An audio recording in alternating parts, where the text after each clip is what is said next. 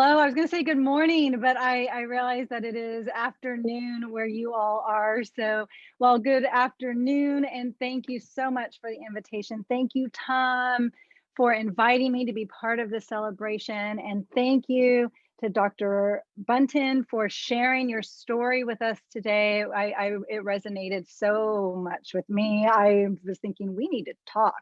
But at any rate, I also am really pleased by and just humbled by the welcome I've received from Lewis University faculty and consultants and the broader community. And again, thank you to the whole team that put together this incredible National Day on Writing celebration and workshops. It's really been a pleasure. So I am, as Tom pointed out, Nicole Gonzales Howell, and I'm here today to share a little bit with you about why I write. What's at stake for me? What's at stake for you? And maybe what's at stake for us. But before I share why I write, I ask that you please indulge me in this, in partaking in this little experiment with me. So if you would, please put your hands just over your heart for just a moment and be conscious of your heart rate. Be conscious of your breathing. Take inventory. How are you feeling right now? Are you calm? Maybe you're calm, maybe you're not, and that's okay, right? We're in a really uncertain time, and this is an unusual way for us to be enjoying a celebration. So maybe you're calm, maybe you're not, but let's try and relax. Let's take a deep breath. Let's all try to relax, myself included, although I'm feeling a little bit of a quick pace for addressing all of you. Maybe you're sitting here today and as you're calming yourself, you're hoping to be inspired, to be motivated, hoping to maybe learn a little bit about what moves us to write. And I want you take that deep breath and keep thinking and focusing on your heartbeat. Keep focusing on your breathing. And now let me put you in a particular scenario. Let me put this in your mind. While you continue to pay attention, you have to have an assignment due. You have to write. You have to write that exam right now. You have to sit down and write an essay to answer this question from this subject that has just been really hard for you to understand. And you need to write that final paper. You need to research and finish that research project. You need to write that journal article or that capstone project, that thesis, that dissertation. How do you feel when you need to write a short biography about yourself, about who you are and what you represent? Or how do you feel when you need to write that cover letter for that job that you really want or that you really need? How do you feel when you need to write a letter to that judge to justify a decision you made years ago, or to talk your way out of a traffic violation? And I ask you to pay close attention now. Pay close attention to that heartbeat, to that breathing. What happens to the pace when you've been asked to write and deliver a toast at your best friend's wedding? Or when a family member or friend asks you to write that eulogy or that obituary? What happens then? I ask us to start here and pay close attention to how our body signals our response to writing when we are called upon to write in meaningful ways, in high stakes situations, or in situations that feel high stakes. When there are actual consequences to our ability to meet the expectations set for us. If either your actual heart rate and breathing accelerated or your imagined heart rate, right? Maybe you said, I feel okay today, but if I was really having to do those things, oh boy, would that cause some stress. That's not surprising. Writing is hard. It's really hard. Many of us have been put in those situations before when we're asked to write and we just don't know how to start. We're just so worried about getting it right. And that's what I'm really here today to talk about. Those moments when we tell ourselves we're not good enough, we're not able, or when we are paralyzed by the feeling that we just might fail. But I'm here to ask us, why are we led to feel like we are inadequate? Why are we led to believe that language difference and varieties are bad? That our voice isn't enough? Why do we dread writing sometimes so much that we don't do it at all? I'm also here to say that we only get it wrong and we only fail when we shame ourselves out of writing, or when we shame others for how they write, for their language difference, for their variation. That's when we fail, when we shame ourselves or when we shame others. You see, when I was young, I was pretty darn lucky. I had great parents. I had parents that encouraged me to read. I had parents that encouraged me to write. They loved and supported my quest, my million questions as well for knowledge. I had teachers that supported reading and showed me a love for writing. I was all right in math.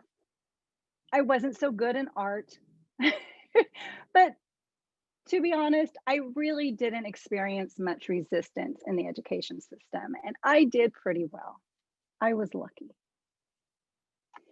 But that does not tell the whole story, and it's only part of my experience. I was able to succeed in the school system in this little town, a lot of people, called Fresno. Fresno is the heart of California. It is the center, yeah, the agricultural center of the nation. It's a beautiful city nestled in the valley of California. And when raising three girls in the late 60s and 70s, my parents had to make a choice. They had to choose whether or not to teach us Spanish. Both my parents are bilingual. Both my parents were born and raised in the United States. And both my parents were dedicated to providing a better life for their girls than they had. Both my parents were farm workers. They worked in the agricultural fields of the nation's heartland. My dad never started a school year with the other kids. Why would he? It was the peak of harvest season. He had to be out with his family. My mother dusted corn with carcinogenic chemicals. And all of her wages went to my grandparents to support their family. And while they indeed both came from very loving and supportive families, they did not want that for us. They did not want that kind of work, that back-breaking work for us. Instead, they wanted us to have access to the American dream. They wanted us to have some stability, to not have to physically toil in that same way. And here I am Here I am, a Chicana English monolingual PhD holding professor talking to you about writing. It worked. It worked.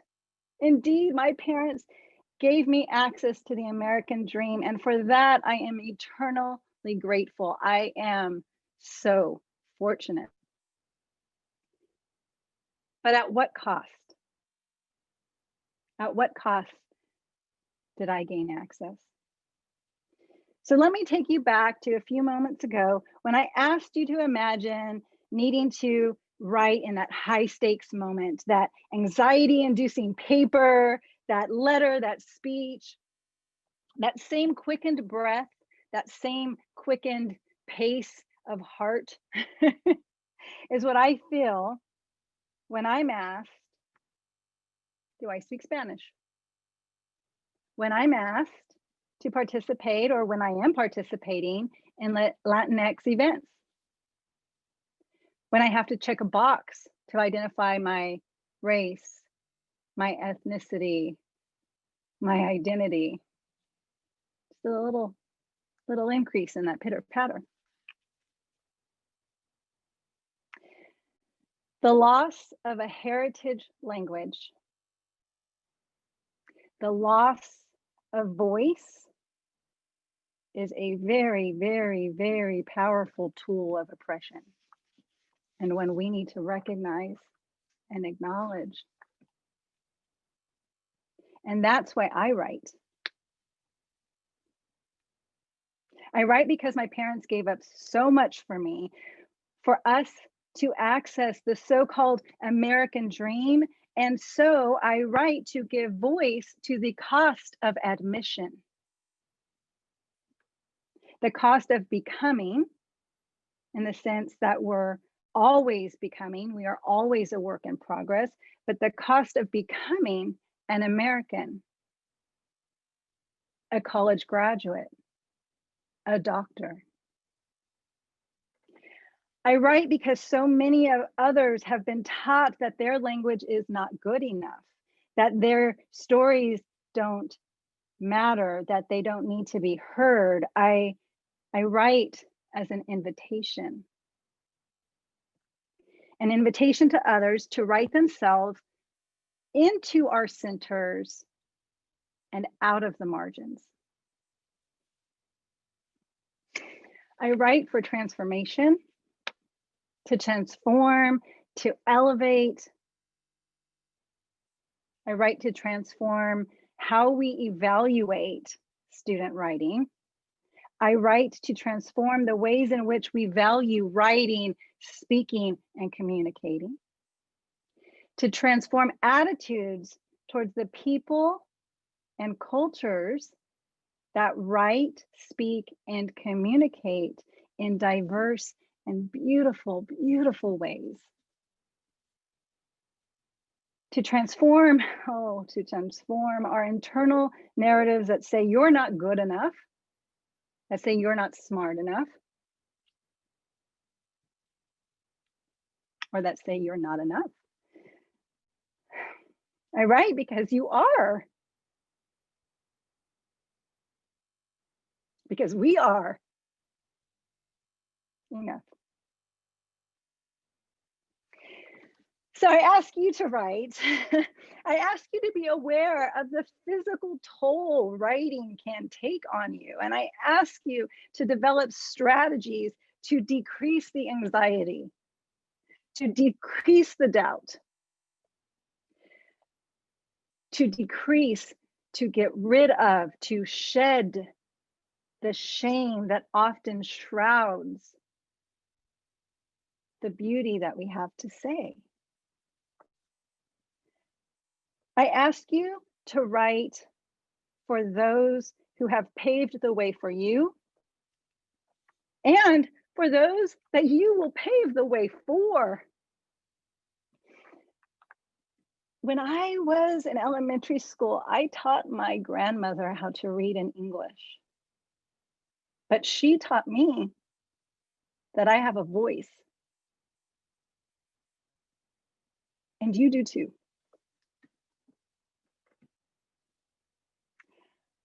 Although I may not always be able to recall the best words, the most academically concise version of what I want to say, or the gazillion baffling rules that I'm expected to follow, I will write anyway. That's my pledge to you, that's my pledge to myself, my children, my grandchildren, and theirs. I will write anyway. And I invite you to do the same.